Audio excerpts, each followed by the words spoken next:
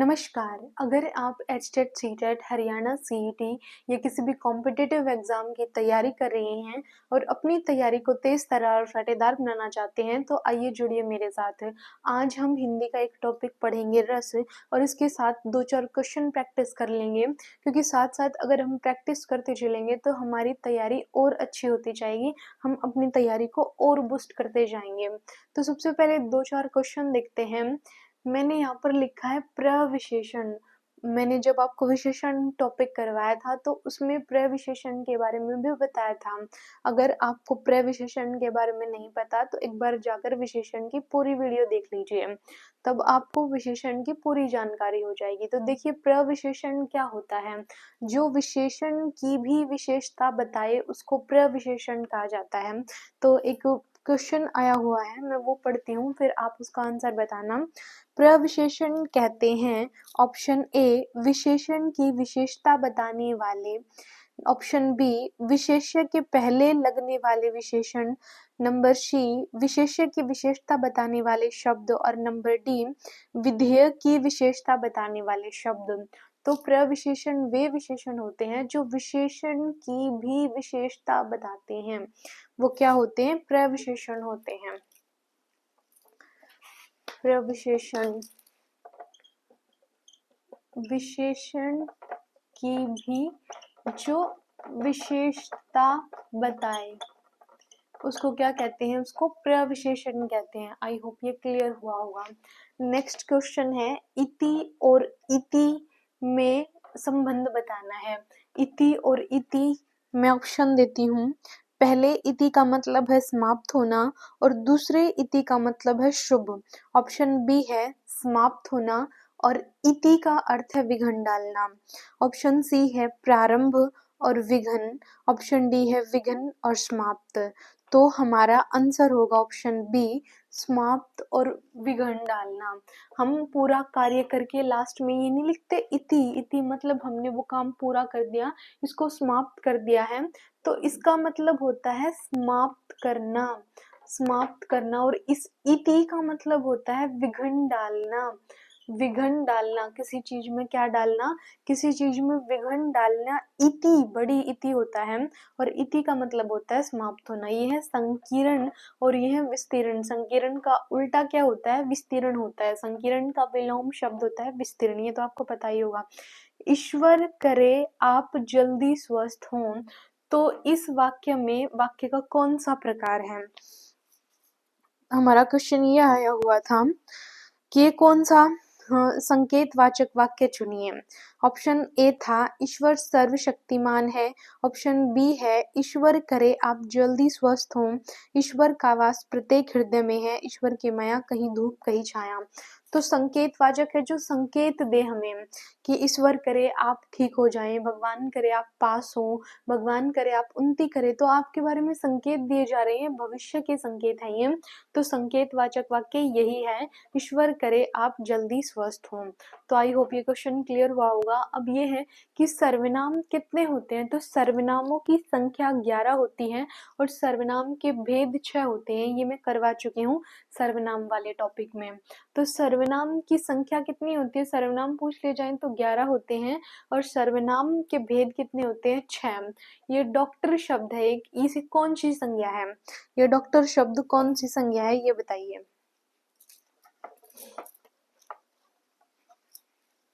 जातिवाचक, भाववाचक, बताइए कौन सी संज्ञा है? तो ये है जातिवाचक। सभी डॉक्टर्स का बोध करा रही है ना, पर्टिकुलर कोई एक डॉक्टर की बात नहीं कर रही, पूरी जाति का बोध करा रही है, तो ये जातिवाचक संज्ञा है।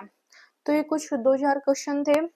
अब इसके बाद हम रस का टॉपिक पढ़ेंगे।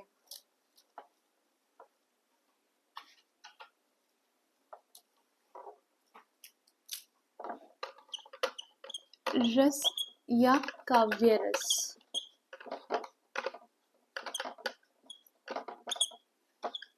इनको काव्य की आत्मा कहा जाता है। आत्मा कहा जाता है। ये काव्य की क्या है? आत्मा है। जो भरत मुनि है उन्होंने रसों की संख्या 8 बताई है। और इनकी संख्या 9 भी है और 11 भी है। अब वर्तमान में इनकी संख्या 11 मानी जाती है। वैसे रस 9 होते हैं, परंतु अब वर्तमान में इनकी संख्या 11 मानी गई है। हम अलग अलग रस लिखेंगे और उनके स्थायी भाव को देखेंगे।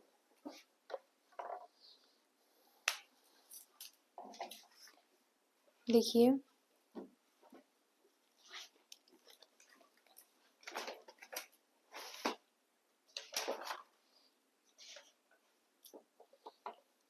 भरत मुनि ने रसों की संख्या कितनी बताई है? 8 बताई है। 9वां रस कौन सा है? 9वां रस शांत रस जोड़ा गया है उद्भट ने। किसने जोड़ा है? उद्भट ने। उद्भट ने 9वां रस शांत रस को जोड़ा गया है। वात्सल्य रस, वात्सल्य रस 10वां रस है, 10वां रस है। और इसके बाद 11वां रस है भक्ति रस। भक्ति रस, जो भक्ति रस है वो भानुदत्त ने जोड़ा है। वैसे भक्ति, वैसे भानुदत्त। और ये जो 10वां वात्सल्य है ये विश्वामित्र ने जोड़ा है। विश्वामित्र ने, पंडित विश्वनाथ ने, पंडित विश्वनाथ ने। एक बार फिर से देखिए, रस क्या होते हैं? काव्य शास्त्र में ये रुचि उत्पन्न करते हैं। इन्हीं को काव्य की आत्मा कहा जाता है, क्योंकि अगर किसी भी कविता में रस नहीं होगा तो वो कविता कोई पढ़ेगा ही नहीं, या उसका पढ़ने का कोई तुक भी नहीं होगा। अगर उसमें कोई ना कोई रस छुपा है, हमें उसको पढ़कर दुख फील हो रहा है, आनंद हो रहा है, हंसी आ रही है, ये भाव उसमें उत्पन्न हो रहे हैं, ये रस उसमें है, तो वो कविता पढ़ने लायक है, अन्यथा उस काव्य का अर्थ निरर्थक है। तो काव्य रस है जो उनको काव्य की आत्मा कहा जाता है। भरत मुनि ने 8 रस बताए हैं, 9वां रस शांत रस जोड़ा गया है। ये उद्भट एक कवि हुए हैं, उन्होंने जोड़ा है।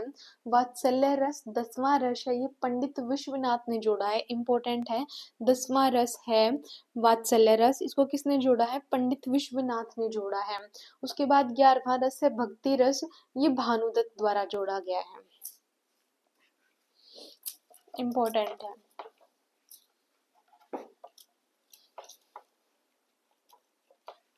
ये सिर्फ पढ़ लीजिए।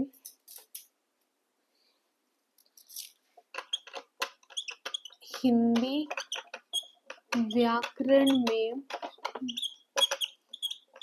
रस के 4 अवयव या अंग होते हैं।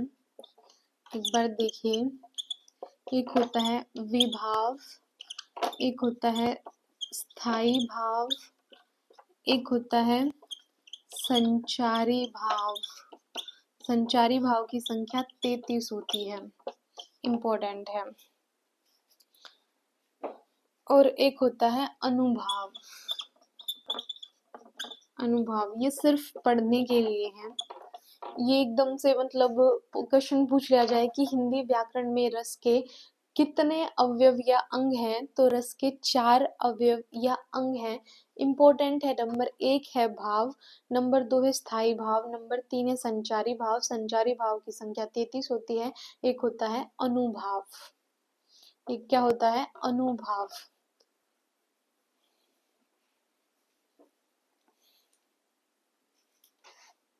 देखिए, विभाव क्या होता है?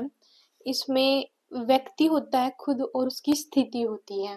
इसका जो रस कविता है उसका स्थायी भाव, जो एक परमानेंट भाव उसमें झलक रहा है, वो स्थायी भाव होता है। संचारी भाव जैसे एक पंक्ति में अलग भाव आया, दूसरी पंक्ति में अलग आया, तीसरी पंक्ति में अलग आया, तो ऐसे संचारी भाव आते हैं, तो वो अलग अलग होते हैं। और अनुभाव जो हमारी शारीरिक गतिविधि होती है, शारीरिक गतिविधि, उनको कहा जाता है, शारीरिक गतिविधि को क्या कहा जाता है? अनुभाव कहा जाता है। आई होप ये क्लियर हुआ होगा। आपको लगा होगा कि ये क्या लिखवा दिया, लेकिन समझिए, हिंदी व्याकरण में रस के 4 अवयव होते हैं। विभाव होता है, कोई व्यक्ति है, व्यक्ति यानी कि आलंब, आलम्बन भी बोल सकते हैं उसको, और उसकी स्थिति है, किसी व्यक्ति की स्थिति के बारे में कविता लिखी गई है। तो जो सिचुएशंस हैं और जो वो व्यक्ति है उसको विभाव कहा जाता है। स्थायी भाव जो उसका परमानेंट भाव है, भाई वो वीर रस की कविता है या भयानक रस की कविता है या उसमें वात्सल्य रस की प्रधानता है, तो वो इनका एक स्थायी भाव होगा। संचारी भाव, जैसे किसी पंक्ति को पढ़कर हमें उत्साह का अनुभव हो रहा है, किसी पंक्ति में हमने हंसी अनुभव हो रही है, जैसे नारी पर कोई कविता लिखी गई तो किसी पंक्ति में नारी की स्थिति को देखकर हमें दुख भी हो रहा है, करुण रस की अभिव्यक्ति भी हो रही है। किसी पंक्ति में देखकर जो वो कोई अच्छा कार्य कर रही है तो हमारे अंदर उत्साह भी आ रहा है। कई बार वो वीर रस की प्रधानता को दिखा रहा है तो वीर रस आ रहा है, क्रोध को प्रदर्शित कर रहा है तो रौद्र रस भी है। तो ऐसे अलग अलग पंक्तियों में अलग अलग भाव संचारित होते हैं, तो उनको संचारी भाव कहा जाता है और इनकी संख्या 33 होती है। और अनुभाव होता है जो भी हमारी शारीरिक गतिविधि है, जैसे मैं आपको पढ़ा रही हूँ तो जो मेरे एक्सप्रेशंस हैं वो अनुभाव के अंदर इंक्लूड होंगे। तो आई होप ये वाली स्लाइड क्लियर हुई होगी आपको। हिंदी व्याकरण में रस के कितने अवयव हैं? हिंदी व्याकरण में रस के 4 अवयव हैं, विभाव, स्थायी भाव, संचारी भाव और अनुभाव। इसके बाद नेक्स्ट देखिए,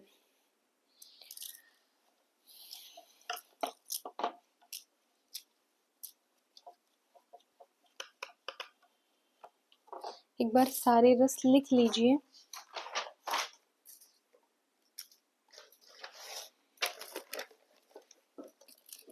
यहाँ पर रस लिखती हूँ, यहाँ पर उनका स्थायी भाव पूछ लिया जाता है एग्जाम में, इम्पोर्टेंट है। तो देखिए नंबर 1 पर है श्रृंगार रस। श्रृंगार रस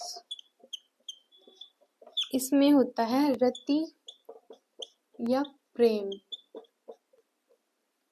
प्रेम का भाव। नंबर 2 पर है करुण रस, करुणा करते हैं जब, करुण रस, इसमें इसका स्थायी भाव होता है दुख या शोक।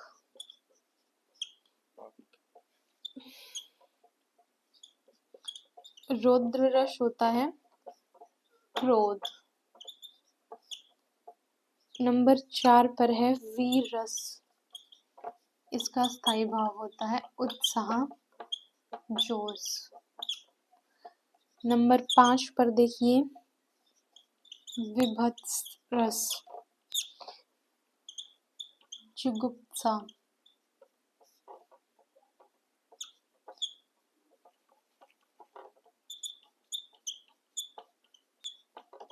जुगुप्सा पहले 5 देखिए फिर बाकी बचे हुए लिखेंगे। देखिए रस और उनके स्थायी भाव, रस और उनके स्थायी भाव हैं। सबसे पहला है श्रृंगार रस। श्रृंगार रस इसको रसों का राज रस, राज या सर्वश्रेष्ठ रस भी कहा जाता है, क्योंकि जब से कविता की रचना शुरू हुई है तब से ही इसका बहुत महत्व है, तो इसको रस राज या सर्वश्रेष्ठ रस भी कहा जाता है। श्रृंगार रस, इसमें संयोग और वियोग 2 भाव को दर्शाया जाता है। नायक और नायिका होती हैं। जब प्रकृति के सौंदर्य का वर्णन करना हो, किसी स्त्री के सौंदर्य का वर्णन करना हो या किसी पुरुष के सौंदर्य का वर्णन करना हो या भगवान के सौंदर्य का वर्णन करना हो, प्रकृति के सौंदर्य का वर्णन करना हो, तो वहां पर हम किसका प्रयोग करते हैं? श्रृंगार रस का प्रयोग करते हैं। और उसके बाद देखिए करुण रस। करुण रस जब हमें दुख हो रहा हो, करुणा हो रही हो या पीड़ा हो रही हो, तो हम किसका किसका कौन सा रस होता है वहां पर? तो हम शोक या दुख या करुण रस का प्रयोग करते हैं। रौद्र रस, रौद्र में क्रोध दिखाया जाता है, रौद्र रूप, जैसे भगवान शिव रौद्र रूप धारण कर लेते हैं यानी क्रोध करते हैं, तो क्रोध का भाव है रौद्र रस का। वीर रस उत्साह और जोश भरता है, वीर रस हमारे अंदर उत्साह का संचार करता है, हमारे अंदर जोश भरता है। विभत्स रस, इसका स्थायी भाव होता है जुगुप्सा। ये वेरी इंपॉर्टेंट है, एग्जाम में आता है और हमें पता नहीं होता। तो जुगुप्सा वीर रस का स्थायी भाव है जुगुप्सा। जुगुप्सा क्या होती है? किसी से घृणा करना, किसी चीज को देखकर स्तब्ध हो जाना और उसे दूर हटने का प्रयास करना। इसमें पशु पक्षी, मरे हुए या जीवित इनका वर्णन हो तो वहां ये लगा सकते हैं हम। जैसे कई बार किसी का एक्सीडेंट हो गया और उसको बहुत चोट लगी, तो उसको देखकर ना हमारा मन बहुत विचलित सा हो गया और हमारा मन क्या करेगा, मन परेशान सा हो जाएगा और वहाँ से हटने का प्रयास करेगा। तो जुगुप्सा हमारा ऐसा भाव होता है जहाँ हमारे अंदर घृणा सी होती है या नफ़रत होती है, ग्लानि फ़ील हो रही हो, तो वहाँ पर विभत्स रस होता है। वहाँ पर कौन-सा रस होता है? विभत्स रस होता है। उसके बाद नेक्स्ट देखिए, आई होप आप समझ पा रहे होंगे, इम्पोर्टेंट टॉपिक है।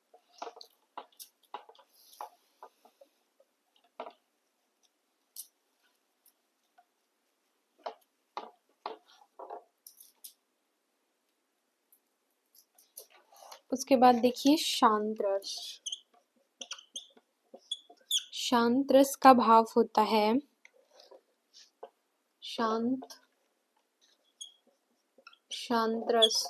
शांत रस का भाव होता है निर्वेद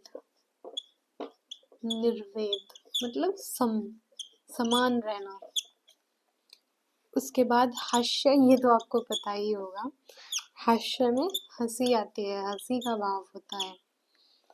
उसके बाद है भयानक, जब सुनसान सड़क, रात के बारे में कहीं का वर्णन हो या किसी भयानक स्थिति जहाँ पर डर लग रहा हो, तो वहाँ भयानक रस होता है। इसमें भाव होता है भय। अद्भुत रस होता है आश्चर्य। अद्भुत रस, आश्चर्य रस, जिसमें किसी बात को सुनकर आश्चर्य हो। वात्सल्य रस, अपने बालक के प्रति प्रेम हो, वत्सल भाव होता है इसका।